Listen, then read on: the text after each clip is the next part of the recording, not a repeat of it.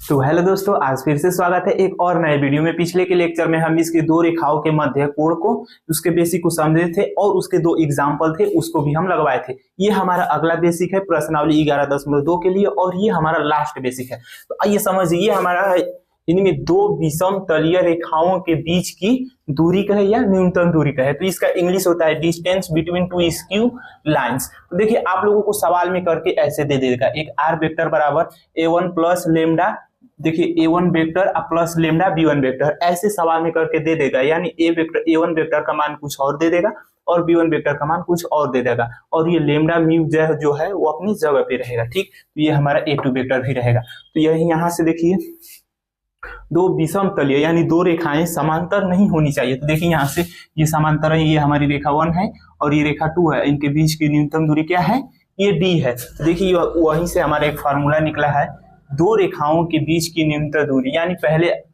ऐसे सवाल दे देगा तो उस सवाल में से हम निकालेंगे b1 वेक्टर का मान और b2 वेक्टर का मान। तो उसके निकालेंगे b1 vector cross b2 vector, पहले ये क्रॉस प्रोडक्ट इसका निकालेंगे और यहाँ पे है देखिए डॉट।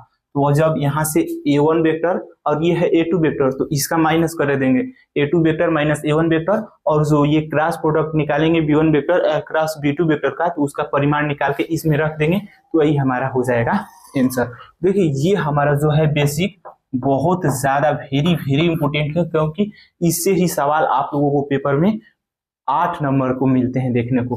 तो ये देखिए अब ये हो गया हमारा सदिश के रूप में दिया होगा तो इसके लिए ये फार्मूला अप्लाई कर देंगे। यदि हमको दे दे उसका कार्तीय रूप यानी कार्टेशियन फॉर्म में दे दे, यानी ऐसे दे दे x माइनस f1 बटे a1 बराबर y माइनस y1 बटे b1 बराबर z माइनस z1 बटे c1, और उसी प्रकार ये हमारा यहाँ पे 1 1 है तो उधर 2 2 हो जाएगा। जब ऐसे दे दे तो इसके लिए ये हमारा फार्मूला लगेगा। देखिए दो रेखाओं के बीच की न्यूनतम दूरी, यानी पहले x2 minus x1 y2 minus y1 z2 minus z1 लिख देना है, और x2 माइनस x1 के ये नीचे a1 a2 और y2 माइनस y1 के नीचे b1 b2 और z2 माइनस z1 के नीचे c1 c2। और इसका देखिए यहाँ से साड़िक है ना, तो इसका साड़िक बन जाएगा, इसको हम हल करेंगे। और नीचे देखिए इसके बटे में हमारा रहेगा रूट के अंदर। देखिए ये कैसे आया है तो समझिए, जब हम यहाँ पे इसको देखिए x वाले को बंद करेंगे तो ये हमारा बच रहा है ना, तो इसका गुणा इसमें करेंगे तो b1 c2 माइनस यहाँ पे हो जाएगा b2 c1।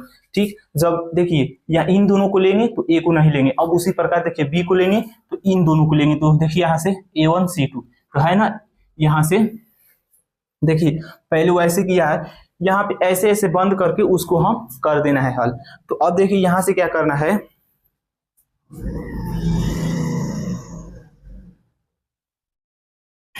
ठीक। तो अब देखिए यहां से इसको बंद करेंगे तो b1 c2 तो b1 c2 माइनस इसको करेंगे तो b2 c1 प्लस। अब देखिए यहाँ पे आई c1 के बाद देखिए यहाँ से ये हमारा बंद हो जाएगा। देखिए यहाँ पे प्लस कैसे हो जाएगा, लेकिन यहाँ पे माइनस रहता है ना, ऐसे प्लस हो जाएगा क्योंकि पहले इसको ले लिया है। देखिए यहाँ पे c1 a2 पहले इसको ले लिया इसलिए माइनस माइनस प्लस हो जाएगा, अब बीच में माइनस, ये रहेगा हमारा देखिए a1 ये है c2।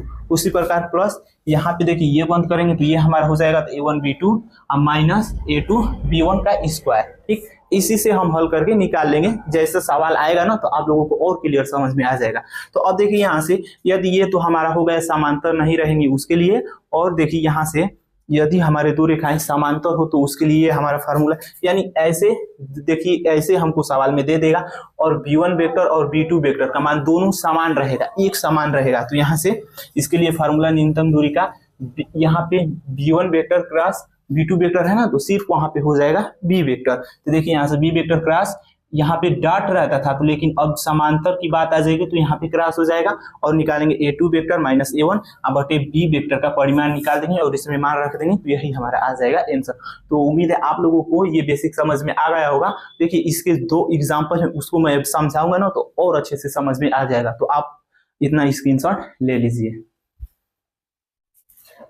अभी देखिए हमारा उदाहरण नंबर 11 और ये जो सेम बेसिक पे आधार है। तो आइए समझिए, ये क्या है, रेखाओं L1 और L2 के बीच की न्यूनतम दूरी ज्ञात कीजिए जिनके सदिश समीकरण हमको ये नीचे दिए हुए हैं। तो क्या करना है, यहाँ पे देखिए पहले तो मैं बेसिक में बताया हूँ, ऐसे ही आप लोगों को सवाल में दे देगा। ये हमारा है a1 वेक्टर के बराबर, ये हमारा है b1 वेक्टर के बराबर, और ये हमारा है a2 वेक्टर के बराबर, ये हमारा है b2 वेक्टर के बराबर। देखिए यहाँ से पहले हम लिख लेते हैं, अब लिख लेंगे यहाँ से समीकरण 1, यहाँ से समीकरण समीकरण 1 व समीकरण 2, देखो समीकरण 2 की तुलना, पहले समीकरण 1 की तुलना इसे करेंगे, यानी आर वेक्टर बराबर a1 vector plus lambda b1 vector. अब देखिए समीकरण 2 के लिए यहाँ से हो जाएगा आर वेक्टर बराबर यहाँ से a2 वेक्टर प्लस यहाँ पे म्यू b2 वेक्टर से करने पर, ठीक। तो यहाँ से करेंगे तो हमको पता चल जाएगा a वेक्टर का मान और b वेक्टर का मान। अब देखिए a2 वेक्टर का मान और ये हमारा हो जाएगा b2 वेक्टर का मान, तो वहां से इसको लिखेंगे। तो देखिए ये हमारा हो जाएगा a1 वेक्टर का मान हमारा हो जाएगा i cap plus j cap और b1 वेक्टर का मान हमारा हो जाएगा 2i कैप माइनस का j कैप प्लस का ये हो जाएगा k कैप। अब उससे तो निकल के आ गया। अब a2 और b2 वेक्टर का मान यहाँ से निकालेंगे। a2 वेक्टर का मान निकल के आएगा 2i cap plus j cap और ये हो जाएगा माइनस का k कैप, और ये हमारा b2 का मान निकल के आएगा b2 वेक्टर का यहाँ से निकालेंगे तो देखिए 3i cap minus 5j cap और ये प्लस 2k कैप, ठीक। यहाँ से हमको b2 वेक्टर का मान निकल के आ गया। अब यहाँ से आप लोगों को फार्मूला याद रखना है कि दो रेखाओं के बीच की न्यूनतम दूरी का फार्मूला। तो देखिए यहाँ से फार्मूला होता है b1 vector cross b2 vector, ये होता है डॉट प्रोडक्ट, ये हमारा हो जाएगा a2 vector minus a1 vector, ये जो क्रॉस जिसका निकाला है उसका परिमाण निकाला है, तो b1 vector cross b2 vector. तो इस फार्मूले में देखिए फार्मूले में हमको क्या क्या ज्ञात करना है, यानी b1 वेक्टर क्रॉस b2। यहाँ से हमको तो पता चल गया कि b1 वेक्टर का मान इतना और b2 वेक्टर का मान इतना, तो पहले आप b1 vector cross b2 vector निकालिए। तो यहाँ से हो जाएगा b1 vector cross b2 vector. तो देखिए यहाँ से मैं वेक्टर अलजेब्रा में बताया हूँ कि ये दोनों चैप्टर जो है ना एक दूसरे से संबंध है। तो देखिए यहाँ से क्रॉस प्रोडक्ट निकालने के लिए मैं बताया था, जब भी दे दे तो ऊपर लिखना आई कैप, ये जे कैप और के कैप। तो देखिए आई कैप का गुणांक ये वह देखिए b1 वेक्टर के लिए तो इसका हो जाएगा 2, जे कैप का गुणांक कुछ नहीं तो -1, यहाँ पे 1 हो जाएगा। उसी प्रकार अब b2 वेक्टर के लिए तो यहाँ से हो जाएगा 3 माइनस का 5 और ये 2। अब इसको हल करेंगे तो देखिए, अब देखिए डायरेक्ट हल कर देते हैं यहाँ से। अब आई कैप लेंगे तो ये बंद और इसका सीधे में का ये बंद, तो यही 4 बच रहा है, तो इसका इसमें गुणा करेंगे तो माइनस का 2, तो यहाँ पे लिखिए माइनस का 2, अभी बीच में माइनस लगेगा। अब देखिए यहाँ से -5 का 1 में गुणा करेंगे तो -5 होगा, लेकिन पहले से माइनस है तो माइनस माइनस प्लस, यानी प्लस का 5। और उसके बाद अब प्लस चले हैं तो दूसरी बार माइनस चलेंगे तो माइनस जे कैप। तो जे कैप के लिए देखिए ये बंद, इसका सीधा में का, तो ये बच रहा है, तो 2 का 2 में गुणा करेंगे 4 माइनस 3 का 1 में गुणा करेंगे 3, अब माइनस उसके बाद प्लस यहाँ से के कैप। तो के कैप लेकर चलेंगे तो इसका नीचे का बंद, इसका सीधे में का, तो -5 का 2 में गुणा करेंगे तो -10 हो जाएगा, तो -10 माइनस। अब देखिए 3 का गुणा -1 में करेंगे तो -3 होगा, लेकिन पहले से माइनस है तो प्लस का यहाँ पे 3 हो जाएगा। अब इसको हल करेंगे तो देखिए -2 में +5 जोड़ेंगे तो हो जाएगा 3i कैप। अब देखिए यहाँ से 4 में से 3 घटाएंगे तो 1 ही बचेगा, तो ये -j कैप, और यहाँ से -10 में से -10 में 3 जोड़ेंगे तो -7 होगा। अब -7 बाहर क्या है प्लस, तो माइनस प्लस में गुणा होगा तो माइनस होगा, यानी -7 ठीक है। ये हमारे निकल के आ गया इसका क्रॉस। लेकिन अब इसमें हमको क्या करना है, इसका पहले हम परिमाण निकाल लेते हैं। देखिए यहाँ से b1 vector cross b2 vector, तो परिमाण निकालेंगे तो जिसका गुणांक दिया हो उसका स्क्वायर हो जाएगा। तो देखिए यहाँ से परिमाण निकालेंगे तो आई कैप का गुणांक 3 है तो 3 का स्क्वायर प्लस, अब जे कैप का गुणांक कुछ नहीं हो तो 1 है ना, तो यहाँ से -1 का स्क्वायर हो जाएगा प्लस, अब के कैप का गुणांक -7 का स्क्वायर। अब इसको हल करेंगे तो अब देखिए ये 9 + 1 प्लस ये हमारा 49 हो जाएगा। इसको करेंगे तो ये हमारा आएगा 59, यानी √59 आ जाएगा b1 vector cross b2 vector का परिमाण। अब इसमें हमको क्या करना है, यानी इसका निकालना है a2 वेक्टर माइनस a1। तो यहाँ से a1 वेक्टर और a2 वेक्टर भी निकाल दिए हैं तुलना करके। पहले यहाँ से करेंगे a2 vector minus a1 vector, तो पहले a2 वेक्टर जो है वहां पे लिखिए, तो 2i कैप हो जाएगा प्लस j कैप और माइनस का k कैप, और इसमें माइनस करना है तो a1 वेक्टर में जो है ना सब में माइनस का गुणा कर देंगे तो -i कैप और माइनस का हो जाएगा j कैप। अब इसको हल करेंगे तो देखिए यहाँ से 2i कैप अब माइनस का i, एक i कैप तो घटेगा तो i कैप ही ना बचेगा, तो यहाँ से i कैप। अब देखिए यहाँ से प्लस का j कैप है और ये माइनस का j कैप है, तो ये कट जाएगा ये हमारा। और देखिए माइनस का k कैप, तो यहाँ से माइनस का k कैप हमारा बच जाएगा। तो अब इसमें ये तो निकल के आ गया, लेकिन इसमें और एक कंडीशन है, बीच में क्या है, डॉट प्रोडक्ट। तो b1 vector cross b2 vector तो निकाले हैं यहाँ से, और a2 vector minus a1 vector भी निकाल दिए हैं। तो अब उसका क्या निकाल देंगे, डॉट प्रोडक्ट। तो यहाँ से हो जाएगा देखिए b1 vector cross b2 vector, और यहाँ पे डॉट प्रोडक्ट हो जाएगा a2 वेक्टर और माइनस a1 वेक्टर। तो देखिए b1 vector cross b2 vector का मान यहाँ से यहाँ लिखेंगे 3i cap minus j cap और माइनस 7 यहाँ से k कैप, इतना निकाले हैं। और वहां से देखिए a2 vector minus a1 vector का, तो यहाँ पे डॉट हो जाएगा i कैप और माइनस k कैप। ठीक, अब इसको क्या करेंगे, देखिए i कैप का i कैप में ही गुणा करेंगे और j कैप का j कैप में ही गुणा करेंगे। ऐसा इसलिए करेंगे क्योंकि i कैप का i कैप के साथ डॉट प्रोडक्ट हमारा 1 होता है, और i कैप और j कैप या k कैप हो उसका डॉट प्रोडक्ट 0 होता है, इसलिए हम i कैप का डॉट प्रोडक्ट i कैप में ही करेंगे क्योंकि उसका मान 1 होता है। तो देखिए 3i कैप और ये i कैप, तो हमारा i कैप डॉट प्रोडक्ट में 1 हो जाएगा, अब बचेगा 3। अब देखिए यहाँ से माइनस j कैप है, तो इसमें तो j कैप है लेकिन उसमें j कैप दिख रहा है, नहीं दिख रहा है, तो इसको क्या हम नहीं लिख सकते हैं प्लस या माइनस में 0 j कैप, तो इसका गुणा करेंगे, इसमें तो 0 ही ना हमारा आएगा, तो उससे मतलब नहीं है, यहाँ पे जो नहीं रहेगा उसका मत कर कीजिएगा। तो अब देखिए k कैप, यहाँ पे माइनस है, यहाँ पे भी माइनस, तो माइनस माइनस पहले क्या हो जाएगा, प्लस, यहाँ से हो जाएगा प्लस। अब क्या करना है कि k कैप का डॉट प्रोडक्ट 1 हो जाएगा, इसके आगे क्या है 7, यहाँ पे 7, यानी इसका मान निकल के क्या आ गया 10, यहाँ पे 10 निकल के आ गया है ना, यानी सब का मान निकल के आ गया। तो इतना का आप लोग स्क्रीनशॉट लीजिए, उसके बाद अतः में करके जितना का निकाले उस फार्मूले में हम रख देंगे, तो वही हमारा करेक्ट आंसर हो जाएगा। तो अब देखिए ये थोड़ा सा मिटा देते हैं ऊपर का ही, यहाँ से इतना, तो यहाँ से लिख दीजिएगा अतः दोनों रेखाओं के बीच की न्यूनतम दूरी बराबर न्यूनतम दूरी, यानी ये दूरी d होता है बराबर। तो इसका फार्मूला लिख लीजिए यहाँ पे, b1 vector cross b2 vector हो जाएगा।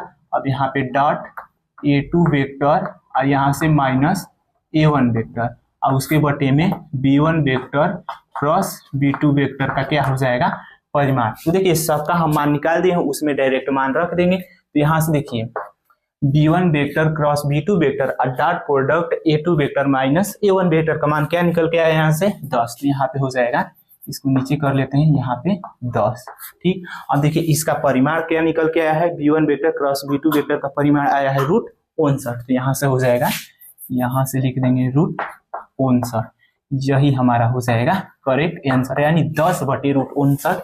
ये हमारा प्रश्न काफी लंबा है, लेकिन पेपर में 8 नंबर में कंफर्म है कि ऐसा ही प्रश्न आप लोगों को देखने को मिलेगा। तो ठीक है, आप लोग इतना का स्क्रीनशॉट ले लीजिए, लेकिन ऐसा ही एक और है कार्टेशियन फॉर्म, यानी कार्तीय रूप में दे दे तो उसको कैसे हल करना है, वैसा भी प्रश्न आप लोगों को प्रश्नावली में देखने को मिलेगा। तो इतना का आप लोग स्क्रीनशॉट ले लीजिए। उसके बाद एक और हमारा लास्ट एग्जाम्पल है, उसको भी हम बता देते हैं।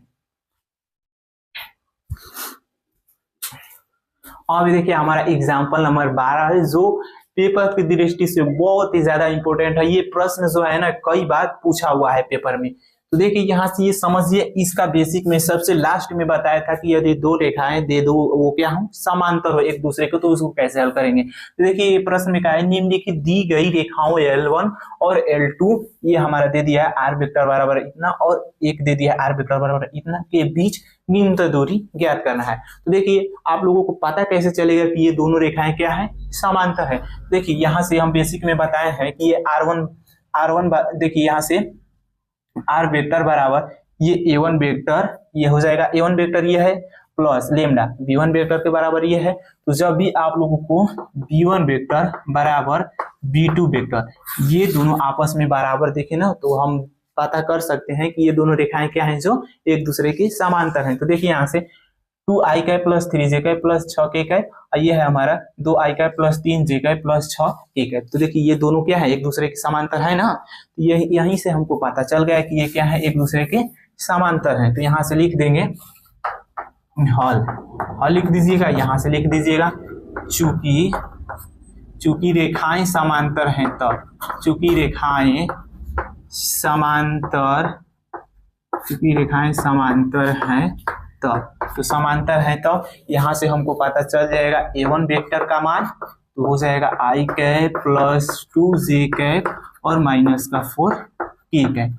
अब देखिए यहाँ से इसमें से हो जाएगा हमको a2 वेक्टर का मान पता है, तो यानी a2 वेक्टर बराबर हो जाएगा हमारा 3i cap plus 3j cap minus 5k cap. अब देखिए b1 वेक्टर, अब ये और ये है हमारा b2 वेक्टर, ये दोनों एक दूसरे के बराबर हैं, तो सिर्फ हमारा हो जाएगा b वेक्टर बराबर 2i cap plus 3j cap plus 6k cap. ठीक, यदि ये हमारी समांतर रेखाएं होगी तो इतना तो हमको पता चल जाएगा, लेकिन अब इसका आप लोगों को फॉर्मूला याद रखना है कि इसमें कौन सा यूज होगा। तो देखिए इसका फॉर्मूला b वेक्टर क्रॉस यहाँ से a2 vector minus a1 vector, और यहाँ से b वेक्टर का क्या निकल जाएगा, परिमाण, इतना का मान निकाल के और इसमें हम रख देंगे तो ये हमारा निकल के आंसर आ जाएगा। तो आइए इसको हल करते हैं। पहले तो इसमें क्या करेंगे, a2 वेक्टर और माइनस a1 वेक्टर का निकालते हैं मान। तो यहाँ से हो जाएगा a2 vector minus a1 vector, तो a2 वेक्टर का मान वहां से लिखिए, तो i कैप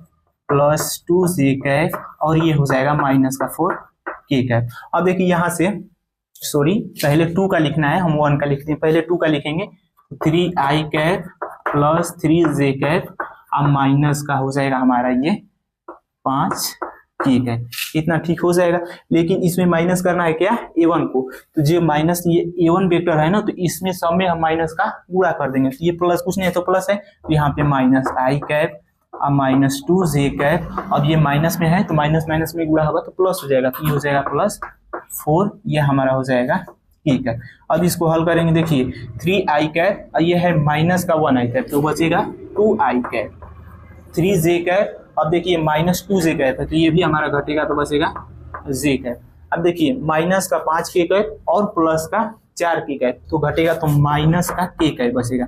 यहाँ से हम निकालिए a2 vector minus a1 vector का मान। ठीक, अब हमको b वेक्टर का मान तो पता है, तो इसका इन दोनों में क्या कर देंगे, क्रॉस प्रोडक्ट निकालेंगे। तो देखिए b vector cross a2 vector minus a1 vector. ठीक, तो जब भी क्रॉस पूछे तो वेक्टर अलजेब्रा में मैं बताया हूँ, ऐसा ही प्रश्न पीछे में था। तो देखिए यहाँ से जब भी क्रॉस निकालना हो तो ऊपर लिख दीजिएगा i कैप j कैप और ये हो जाएगा k कैप।